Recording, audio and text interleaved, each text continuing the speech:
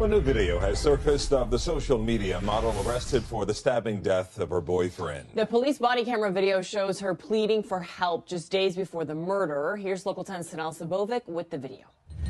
By all accounts, Christian Obumseli and Courtney Clenney have had a very violent and toxic relationship. Police were called to their luxury apartment on multiple occasions, including 2 days before they say she stabbed him to death. A luxury high-rise overlooking the Miami skyline. A woman with 2 million followers, fitness photos, designer outfits, the kind of life people save on their vision boards. And on the floor of their shared apartment, a 27-year-old Nigerian-American man bleeding from a stab wound to the chest. One phone call to 911, one knife, two very different stories about what happened next. This is a case that has split the internet down the middle.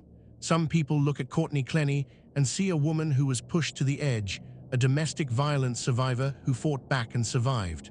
Others look at the same evidence and see something colder, something calculated, a pattern of aggression that ended only when it became fatal. What makes this case so unsettling isn't just the violence. It's the ambiguity, it's the videos, it's the recordings. It's the fact that this was not a quiet relationship, and yet when one person ended up dead, the other walked away, boarded a flight to Hawaii, and checked into a luxury rehab facility. No arrest for 4 months.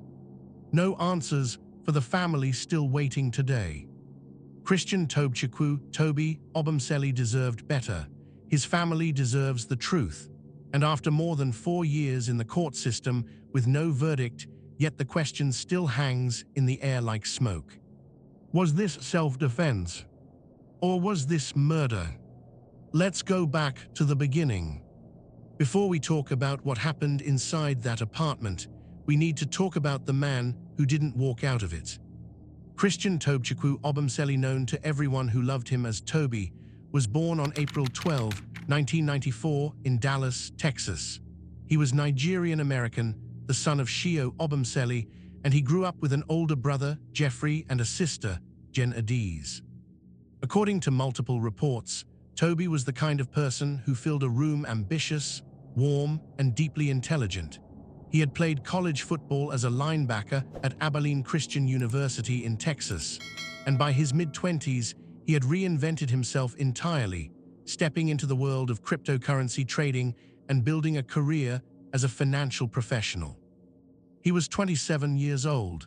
He was 1 week away from his 28th birthday when he died. Friends and family described him as someone who had a bright future stretching out ahead of him. He was known for his energy, his loyalty, and his ability to make people feel seen. His father, Shio, would later file a wrongful death lawsuit in his name, not just seeking damages, but demanding that the world remember his son was a person, not just a footnote in someone else's story.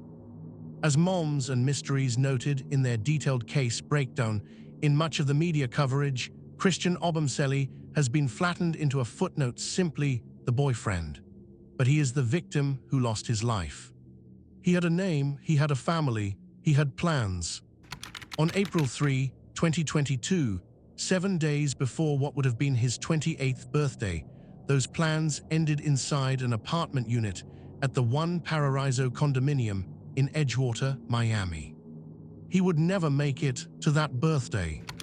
April 3, 2022, a Sunday. According to reporting by Blavity and the Miami Herald, Christian Obumseli arrived at the One Paraiso condominium, the luxury high-rise he shared with Courtney Clenney, at around 4:30 in the afternoon. The couple had been living together since January of that year, and in those 3 months, Miami police had already been called to the building multiple times over domestic disputes. In fact, just 2 days earlier on April 1st, a building employee had called police to report a domestic disturbance between the two. According to Local 10 News, the employee claimed that during that altercation, Obumseli had been charging at Clenney. Clenney demanded her boyfriend be removed from the apartment. Officers told her that it wasn't possible he lived there. So when Obumseli came home on the afternoon of April 3rd, things were already at a breaking point. An argument broke out shortly after his arrival. At some point, the confrontation turned physical. And then Courtney Clenney called 911. When Miami police arrived, they found Christian Obumseli with a stab wound to the chest. He was rushed to Jackson Memorial Hospital. He did not survive. Courtney Clenney was handcuffed at the scene. She told officers she had acted in self-defense, that she had feared for her life, and threw a kitchen knife at Obumseli during the struggle. But the medical examiner's findings told a different story. According to reporting by the cold cases and corroborated by court documents cited in multiple outlets, the forensic evidence indicated the fatal wound was inconsistent with a thrown knife. The depth and angle of the wound, the medical examiner concluded, suggested a downward, forceful thrust, not a toss from across the room. Courtney Clenney was handcuffed, then hospitalized under Florida's Baker Act emergency psychiatric evaluation. She was released shortly after. She was not arrested that night. Not for 4 more months. In the immediate aftermath, as reported by Oxygen, a video emerged that prosecutors would later argue was damning. In it, Courtney Clenney can be heard asking in an eerily flat tone, "Is he dead?" Those 3 words, captured on video in the minutes after the stabbing, became one of the most chilling pieces of evidence in the case. To understand what happened on April 3rd, 2022, you have to understand the relationship that led up to it. Courtney Clenney, known online as Courtney Tailor, had built a social media empire. With millions of followers on Instagram and a lucrative presence on OnlyFans, she was a fitness and lifestyle influencer at the peak of her career. By the time she and Christian Obumseli moved in together in early 2022, she was earning substantial income from her platforms. But behind the curated posts was a relationship that multiple witnesses, police reports, and recordings suggest was volatile, combative, and increasingly dangerous. The defense's position is clear. Courtney was the victim. Her attorneys argue that Obumseli was physically abusive throughout their relationship, that she suffered from trauma and substance abuse as a direct result of that abuse, and that on the night of his death, she acted in self-defense to save her own life. When she was arrested in Hawaii in August 2022, her attorney stated she had traveled there for rehabilitation for substance abuse and post-traumatic stress disorder. But prosecutors, and the evidence they've built their case around, tell a starkly different story. According to reporting by Court TV and NBC Miami, prosecutors argue that Courtney Clenney was the aggressor, not the victim. They point to a recording in which Clenney can be heard telling Obumseli to enjoy the hospital after allegedly splitting his lip. They cite the medical examiners, finding that Obumseli's wound was consistent with a deliberate, forceful stab, not a panicked throw. Critically, as reported by Oxygen, prosecutors noted that when police arrived, Obumseli was unarmed, and despite Clenney's claim that he had tried to choke her moments before the stabbing, officers observed no bruising on her neck consistent with choking. The prosecution's theory is not one of sudden, explosive rage. It is one of the patterns, a documented history of police calls, a woman who, they allege, had been the aggressor repeatedly throughout the relationship and who finally went too far. The involvement of Courtney's parents added yet another disturbing layer. In February 2024, as reported by the Miami Herald and Court TV, Kim and Deborah Clenney were arrested for allegedly accessing Christian Obumseli's personal laptop without authorization after his death. Text messages had surfaced showing the family and their legal team discussing how to guess Obumseli's password and unlock the device. The motive, many legal observers speculated the family was attempting to find material that could be used to support the self-defense narrative or to damage the victim's character posthumously. These charges were ultimately dropped after a judge ruled that investigators had improperly accessed communications protected by attorney-client privilege. But the episode left a stain. Defense attorneys themselves argued it tainted the prosecution so severely that the entire state attorney's office should be disqualified from the case. So what we are left with is this: 2 competing portraits of the same relationship. In one, Courtney Clenney is a traumatized woman who endured abuse and finally snapped. In the other, she is a volatile aggressor who had been escalating toward violence for months and whose family, even after the fact, was willing to break the law to protect her. The jury will have to decide which portrait is real. In true crime, twists usually come from the investigation. In this case, the twists kept coming from the courtroom itself. The Courtney Clenney case has been one of the most legally chaotic murder trials in recent Florida history, and it hasn't even started yet.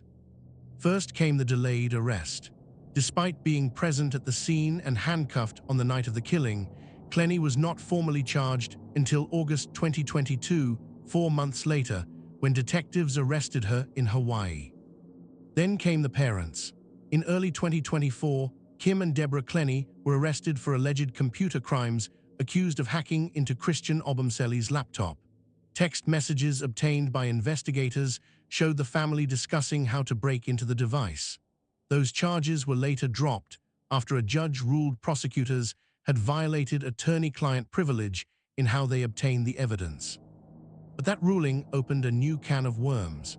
As reported by NBC Miami, a prosecutor assigned to the case, Assistant State Attorney Carl Quinnan, was alleged to have accessed the privileged communications discovered in the iCloud accounts. He withdrew from the case.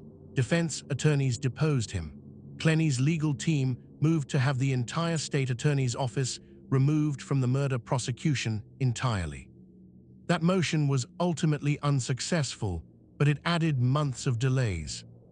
In March 2026, as reported by Court TV, Judge Andrea Wolfson grew visibly frustrated with both sides during a protracted motions hearing, warning the parties, "This is not going to turn into a telenovela." The trial, originally scheduled for April 27, 2026, was then delayed yet again. As of June 2026, it is now expected to begin in the third week of August 2026. Meanwhile, a key piece of physical evidence took on new importance: the knife itself. In June 2026, Clenney's defense attorneys confirmed they had finally been able to physically examine the knives involved in the case, a significant step in building their argument that the fatal wound was consistent with a throw, not a stab. The trial clock is ticking, just barely. As of June 2026, Courtney Clenney has been in custody for nearly 4 years.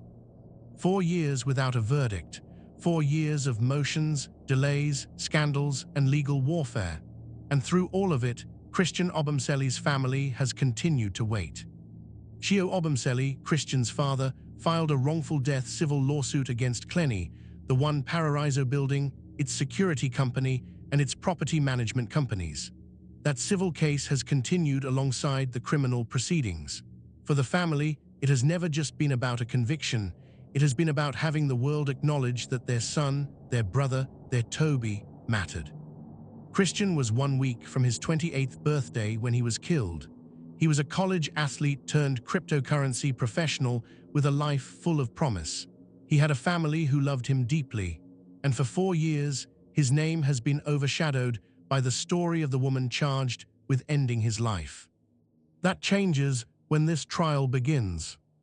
When jury selection is seated in August 2026, the prosecution will present their forensic case: the wound trajectory, the lack of bruising on Clenney's neck, the recording where she asked if he was dead, the audio of her telling him to enjoy the hospital after allegedly splitting his lip. They will argue that the evidence points to deliberate violence. The defense will fight back with every tool they have: evidence of the couple's turbulent relationship, arguments that the wound could be consistent with a throw, recordings of alleged abuse, and the claim that their client, whatever her faults, was a traumatized woman who feared for her life. The jury will hear it all, and then they will decide. Second-degree murder carries a potential sentence of life imprisonment in Florida. Whatever verdict comes, it will not bring Christian Obumseli back. It will not undo the years his family has lived in grief, confusion, and public scrutiny, but it may finally give them something that has been denied for far too long: an answer. In memory of Christian Tobchukwu Toby, Obumseli, born April 12, 1994, Dallas, Texas, a son, a brother, a former college linebacker, and a young man with a future taken too soon. He deserved to see his 28th birthday. He deserved to be more than a footnote. His name will not be forgotten. Speech balloon. Now, I want to hear from you. After everything you've seen, the forensic evidence, the recordings, the 4 years of legal chaos, do you believe Courtney Clenney acted in self-defense, or do you believe this was murder?